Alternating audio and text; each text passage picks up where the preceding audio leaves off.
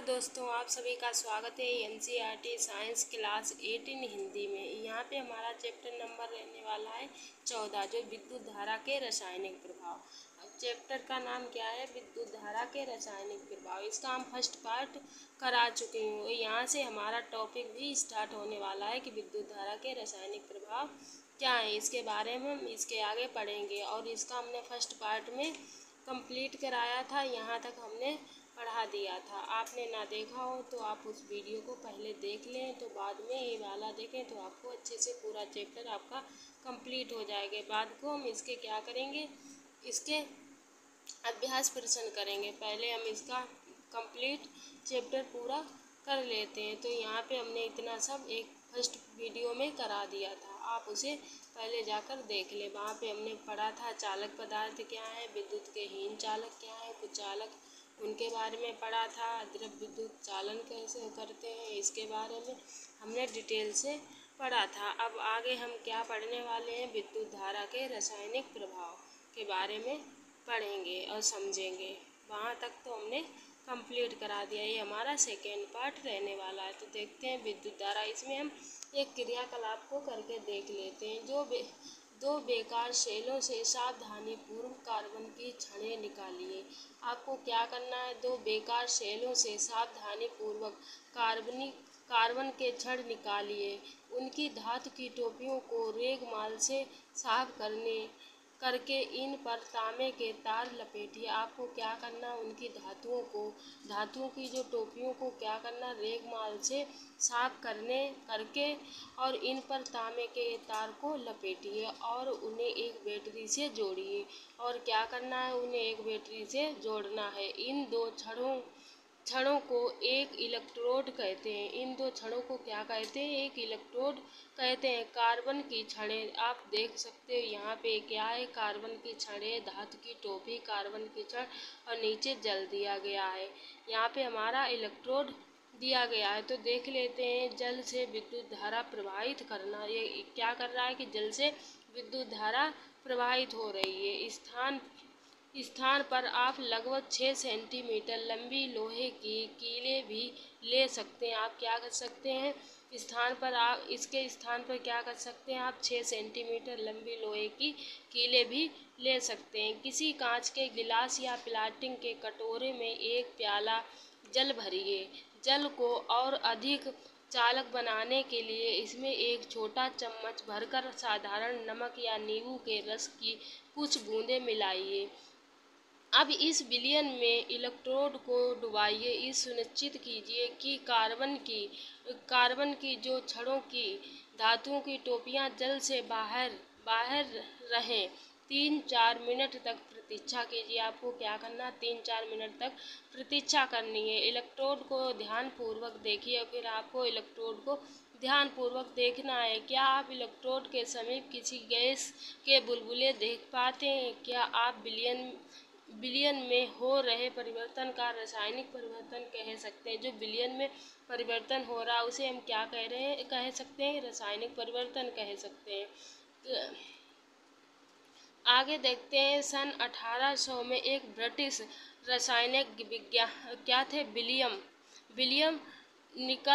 Nicholson थे। क्या थे, ब्रिटिश रासायनिक विलियम निकलसन थे। इन्होंने क्या करा, 1753 से 1715 में ये दर्शाया कि यदि इलेक्ट्रोड जल में डूबे हों तथा उनके द्वारा विलयन से विद्युत धारा प्रवाहित की जाए तो ऑक्सीजन तथा हाइड्रोजन के बुलबुले उत्पन्न होते हैं। अगर उनसे क्या करें, विद्युत धारा उत्पन्न की जाती है तो उसमें ऑक्सीजन और तथा हाइड्रोजन के बुलबुले उत्पन्न होते हैं। ऑक्सीजन के बुलबुले बैटरी के धन टर्मिनल से जुड़े होते हैं। जो ऑक्सीजन के बुलबुले होते हैं वे किससे, बैटरी के धन टर्मिनल से जुड़े होते हैं। और जो क्या होते हैं, धन टर्मिनल से जुड़े इलेक्ट्रोड पर तथा हाइड्रोजन के बुलबुले दूसरे इलेक्ट्रोड पर बनते हैं। आगे देख लेते हैं, किसी चालक विलयन से विद्युत धारा प्रवाहित होने पर रासायनिक अभिक्रिया होती। किसी चालक से अगर क्या करते हैं कि विलयन में विद्युत धारा को प्रवाहित करते तो क्या होती है, रासायनिक अभिक्रिया होती है। इसके फलस्वरूप इलेक्ट्रोड पर गैसों के बुलबुले बन सकते हैं। गैसों को क्या हो सकते हैं, इसके फलस्वरूप गैसों के बुलबुले बन सकते हैं। इलेक्ट्रोड पर धातु के निरपेक्ष देखे जा सकते हैं। विलयन के रंग में परिवर्तन हो सकते हैं। यह रासायनिक अभिक्रिया उपयोग किए जाने वाले विलयन तथा इलेक्ट्रोड पर निर्भर करती है। विद्युत धारा के कुछ रासायनिक प्रभाव। ये क्या है? विद्युत धारा के कुछ रासायनिक प्रभाव हैं। बूजों ने ये परीक्षण करने का निश्चय किया। कुछ फल एवं वनस्पतियां भी विद्युत चालन करती हैं। कुछ फल और वनस्पतियां जो होती हैं वो भी विद्युत का चालन करती हैं या नहीं। उसने एक आलू को 2 बराबर भागों में काटा। वह क्या परीक्षण करना चाहता कि कुछ फल एवं वनस्पतियां होती हैं वो भी क्या विद्युत का चालन करती हैं या नहीं। तो उसने क्या लिया, आलू के 2 बराबर भागों को काटा, एक समपरिरक्षित के तांबे के तारों को उसमें से निर्विष्ट कर दिया। तभी उसकी माँ ने उसे बुला लिया और वह आलू में निर्विष्ट किए गए संपरिरक्षित के तारों को बाहर निकालना भूल गया। लगभग आधे घंटे के पश्चात जब वह वापस आया, उसने देखा कि आलू में एक तार के चारों ओर नीला हरा धब्बा बन गया, जबकि दूसरे तार के चारों ओर ऐसा कोई धब्बा नहीं है। तो देख सकते हैं इसमें दिखाया गया, इस चित्र से आप समझ सकते हैं। तो देखते हैं आगे क्या दिया गया। उसे इस प्रक्षेपण पर बड़ा आश्चर्य उसे क्या हुआ, ये प्रक्षेपण देख के उसे बड़ा आश्चर्य हुआ और उसने पहली के साथ इस क्रियाकलाप को कई बार दोहराया। उन्होंने पाया कि हर बार धन टर्मिनल से संयोजित तार के चारों ओर ही नीला हरा धब्बा बनता है। उन्होंने अनुभव किया कि ये खोज अत्यंत लाभप्रदायक है, क्योंकि उनका उपयोग किसी बॉक्स में छिपी बैटरी या सेल के धन टर्मिनल की पहचान करने के लिए किया जा सकता है। उन्होंने अपनी इस खोज को बच्चों की एक पत्रिका को छपवाने का निश्चय किया। याद रखिए कि बूजों ने इन परीक्षण से प्रारंभ किया कि आलू विद्युत चालन करता है। उसने क्या प्रारंभ किया कि जो आलू होता है क्या करता है, विद्युत का चालन करता है या नहीं।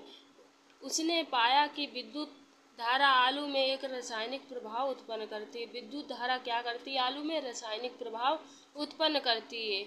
उसके लिए ये अत्यंत उत्तेजक खोज थी। उसके लिए क्या थी, ये अत्यंत उत्तेजक खोज थी। वास्तव में विज्ञान कभी कभी ऐसे भी होता है कि आप खोज किसी चीज़ को रहे होते हैं और आप कुछ अन्य खोज कर लेते हैं। आप क्या करते हैं, विज्ञान एक ऐसा सब्जेक्ट या ऐसा विषय है क्या है, उसमें हम और किसी चीज़ की खोज कर रहे हैं तो उसमें ऐसा कभी कभी होता है कि हम दूसरी चीज़ की खोज कर लेते, जिसका हमें क्या अंदाज़ा भी नहीं होता है कि हम किस चीज़ की खोज कर रहे हैं और किस चीज़ की खोज हो जाती है।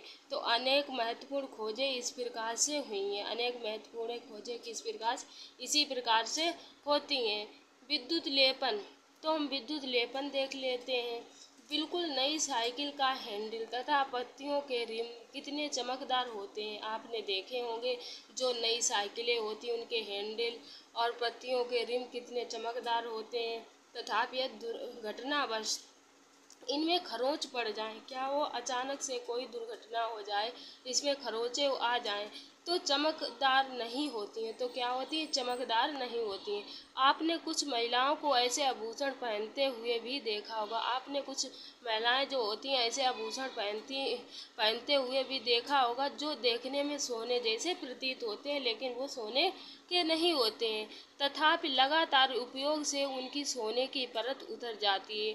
लगातार अगर वो लगातार उन्हें यूज करती रहती हैं, पहनती रहती हैं, तो क्या होता है, कुछ समय बाद उनकी जो परत उन पे चढ़ी होती है वो क्या होती है, उतर जाती है और नीचे की चांदी या किसी अन्य धातु की सतह दिखाई देने लगती है।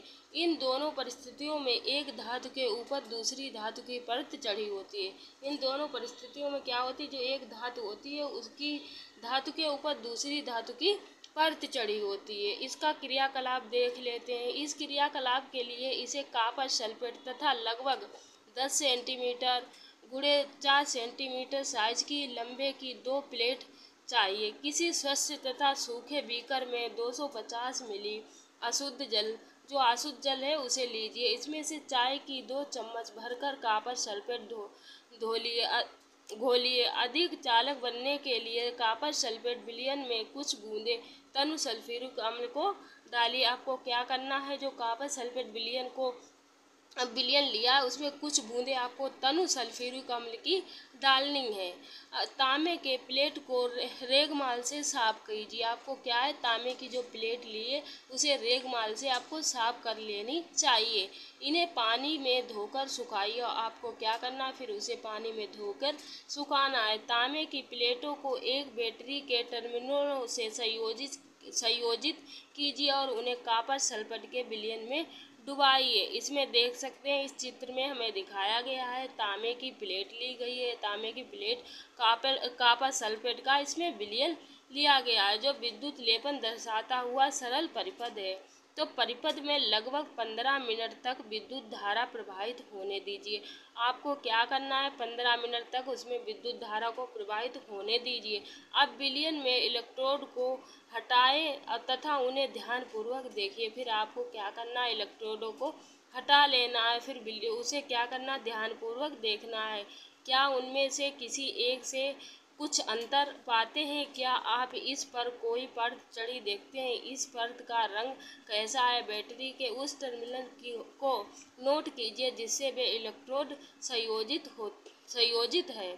आगे देखते हैं, जब कॉपर सल्फेट विलयन से विद्युत धारा प्रवाहित की जाती है। जब क्या करते हैं, जब कॉपर सल्फेट का जो विलयन बनाया जाता है उनमें से विद्युत धारा प्रवाहित की जाती है, तो कॉपर सल्फेट कॉपर तथा कॉपर सल्फेट से वियोजित हो जाता है। तो क्या करता है, जब कॉपर सल्फेट विलयन में विद्युत धारा प्रवाहित की जाती है, जो कॉपर सल्फेट होता है वो क्या करता है, कॉपर तथा या सल्फेट में वियोजित हो जाता है। कॉपर तथा सल्फेट में वियोजित हो जाता है। स्वतंत्र कॉपर तांबा बैटरी के ऋण टर्मिनल से संयोजित इलेक्ट्रोड की ओर आकर्षित होता है तथा ऊपर पर निक्षेपित हो जाता है। दूसरी इलेक्ट्रोड है, इलेक्ट्रोड से जो तांबे की प्लेटों से बना है, समान मात्रा में कॉपर विलयन से घुल जाता है। इस प्रकार विलयन से जो कॉपर कम हुआ उस विलयन से पुनः स्थापित हो जाता है और यह प्रक्रिया चलती रहती है। इसका अर्थ हुआ कि इस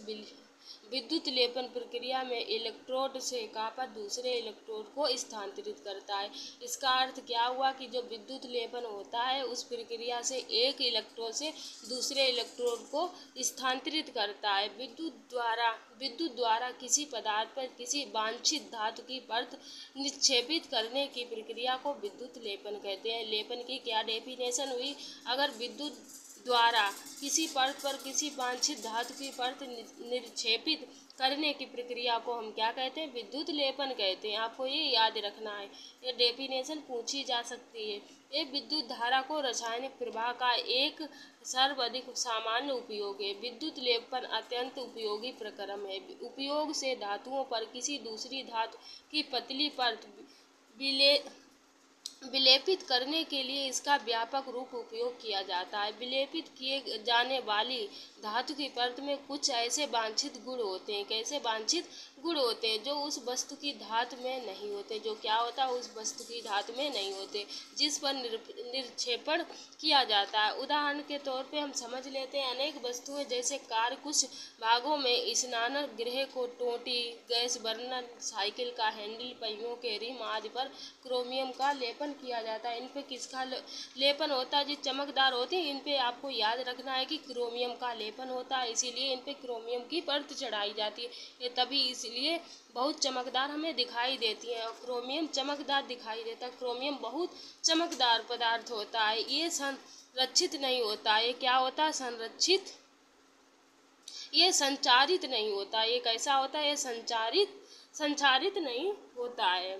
ये खरोंचों का प्रतिरोध करता है, इस पे कोई खरोंच नहीं पड़ती है। खरोंचों का क्या करता है, प्रतिरोध करता है। तथा क्रोमियम महंगा है तथा किसी पूरी वस्तु को क्रोमियम से बनाना आर्थिक दृष्टि से व्यवहारिक नहीं है। क्रोमियम क्या है, बहुत महंगा होता है, इसीलिए क्रोमियम से क्या कोई वस्तु बनाना आर्थिक दृष्टि से कैसा होता है, व्यवहारिक नहीं होता है। इसीलिए वस्तु को किसी भी सस्ती धातु से बनाया जाता है। कोई वस्तु लिए उसे सस्ती धातु से बना लिया जाता है और उस पर केवल क्रोमियम की परत निक्षेपित कर दी जाती है। उस पर क्या है, खाली क्रोमियम की परत निक्षेपित कर दी जाती है। क्रोमियम बहुत महंगा होता है, इसीलिए कोई मतलब सस्ती धातु ली और वो पहले बना ली, उसके बाद उस पर क्रोमियम की परत चढ़ा दी जाती।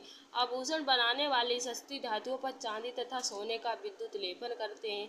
ये आभूषण देखने में चांदी या सोने जैसे प्रतीत होते हैं, लेकिन वास्तव में अपेक्षाकृत बहुत सस्ते होते हैं।